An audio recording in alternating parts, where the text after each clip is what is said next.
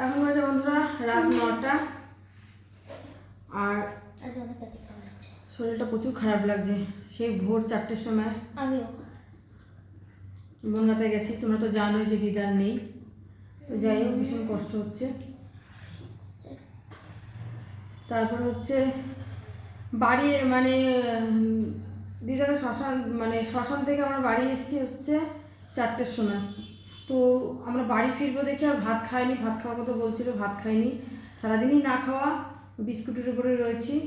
তো এখন বাড়ি এসে আমি স্নান করে তাই একটু ডিমের ঝোল ভাত করলাম ফুলকপি দিয়ে, আর ফ্রিজে ডাল ছিল, তো এই ডাল দিয়ে খাওয়া হবে।